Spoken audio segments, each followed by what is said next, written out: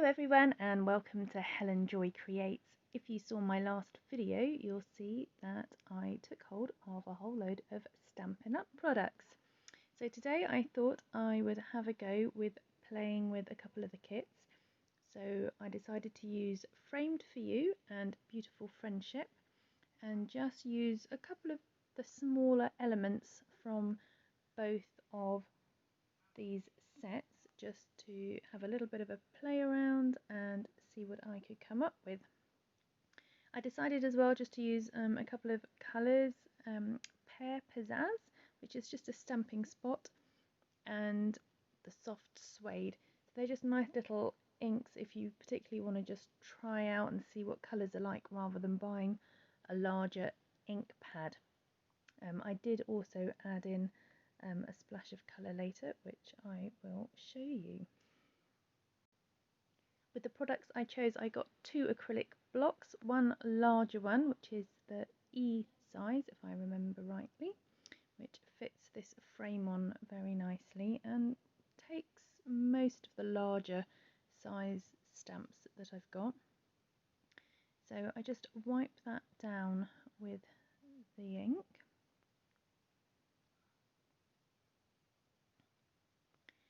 And just make sure it's covered well. And then I actually put a little bit of paper underneath one corner because I wanted to leave one corner a little freer to have some other stamps show up a bit better underneath it rather than it overlapping over the brown colour.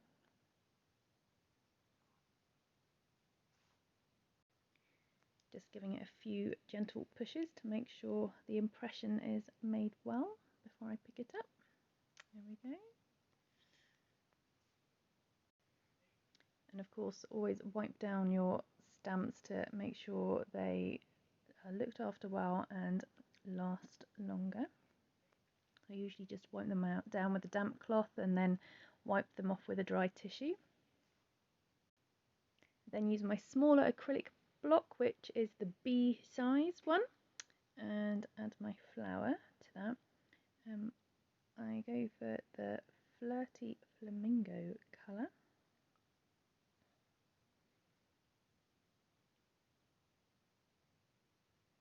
And just put one in the corner and then try and figure out where else I'm going to put a few.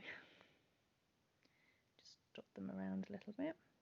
So as I say, I am very new to doing stamping, and so it's still very much a learning process for me, trying out different things, seeing how they work, and just having a bit of an experiment, really. So things obviously not always working quite how I want them to, but that's fine. It's all about learning and having fun. I was just trying to decide here whether to try and go over the top, but I decided it would probably look more of a mess if I try to fix my mistake. Yeah, as you can see, I decide I'm not going to.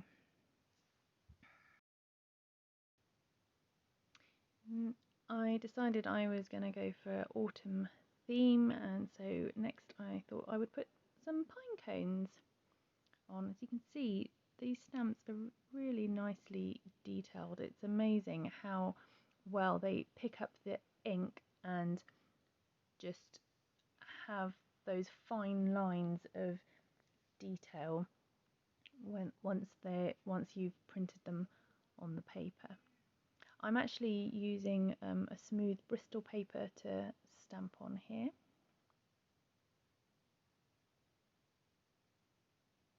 So this was the soft suede colour, the colour that I did the frame in. So it maybe doesn't show up quite so well against that colour, but I've got limited colours and I wanted to try and do a picture with just a few so that you could see that it's possible to create something with minimal supplies. I know it needs something else, but not quite sure what to do here. And then I think I will do a few more flowers. I think it just needs a little bit more colour to draw the eye to the picture. So just double stamp there, so you get the two different shades of colour. You get that stronger colour and then a slightly paler colour when you stamp the second time on. I do believe it's called second generation stamping in the Stampin' Up world.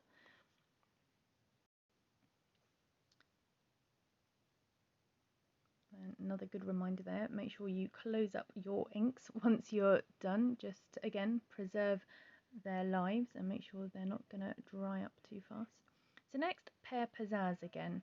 I think my ink block here is a little dry actually, but it's still got enough ink to work, and I use only this colour for all of my foliage. But as you see, when you double stamp or a second generation stamp, you get the 2 or 3 different shades depending how many times you stamp afterwards before adding more.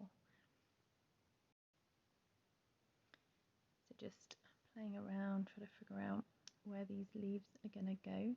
One thing I have yet to learn is I want to be able to flip the leaves over, if you know what I mean. So at the moment they kind of curve around in one direction, and I need them to be able to go in the other direction. So I know that's something I need to learn how to do, and I'm sure one of my sisters will be able to help me.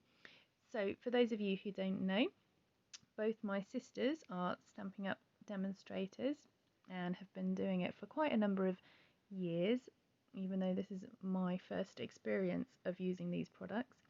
So my sister Ruth at artfulstamping.co.uk, and also my younger sister Esther, who is Stamping Star Creations.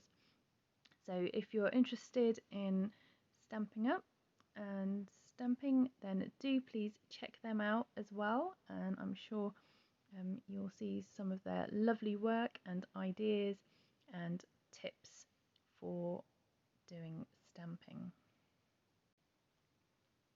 So here we're now using a more fern type leaf. Just add a little extra kind of dimension and interest. Sort of slightly more feathery looking leaf, but again still using that same colour.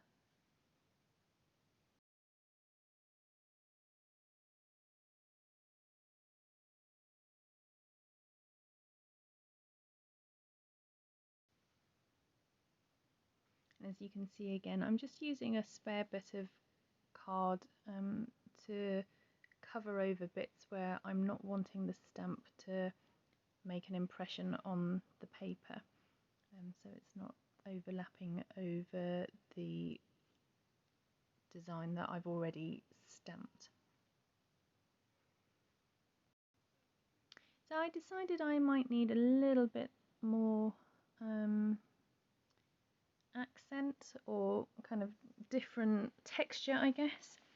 So thought I would add this stamp. It's actually, I think, supposed to be the centre of a flower, I think of the rose from Beautiful Friendship, but I thought it would just add a little extra kind of aspect to the foliage. You can see here I'm only inking half of the stamp there, so rather than wasting ink and putting my paper underneath the stamp so that it doesn't stamp the full image, I only inked up half, the end half that I actually wanted the design of. So as you can see, the 2 stamp sets that I'm using are made from different materials. So the Beautiful Friendship ones are photopolymer, they're those clear stamps, and the Framed for You ones are actually called cling stamps, so a kind of a rubbery, yeah, I guess they're rubber stamps. So they both behave quite slightly differently. So again, just playing around and getting the feel for them. The The cling ones, the rubbery ones, have a little bit more bounce on them because they've got a kind of sponge layer to them. So it's definitely been worth playing around with them and getting a feel for the difference in maybe the amounts of pressure that you need to put on them. I mean, they both work amazingly well and you get some good images from them, but I would say that the photopolymer ones you get maybe a little more detail as they pick up ink in different amounts. Because of the way they're textured, you get darker and lighter spots, deliberately lighter and darker spots, so it just adds that more texture and dimension once you've placed your image down. So I decided maybe we needed just a little bit more colour, so I thought I would use the stamen from the flowers with a bit of colour. I thought the initial stamp would be too strong a colour, so just stamped it off there on the side for that first, with that first lot of ink, just to do a second generation stamp, so it was just slightly lighter, because I didn't want your eye to be drawn too strongly to that image. I just wanted it to be a sort of in the background image with a little bit of, yeah, just adding a little bit of colour, more colour to it. So there we go, my first YouTube channel, Stampin' Up art. So I hope you've enjoyed watching this and seeing my process. Oh yes, I decided to add a sentiment, so I thought I would do thinking of you. No, sending love and hugs I chose, didn't I? Yes, sorry, sending love and hugs. Again, I'm still learning to do this, and when I put this on I realised I hadn't quite got it very straight, which I guess isn't too big a deal. I'm someone who likes things straight, so I would say if you're not sure you're going to get it straight, I would deliberately not put it straight rather than trying to get it straight and it not quite being straight, as you see there. I don't know, that frustrates me. It might not frustrate you, but it frustrates me. So I would suggest either having some sort of guideline to help make sure that it's straight, or just deliberately putting it at an angle. Anyway, there you have it.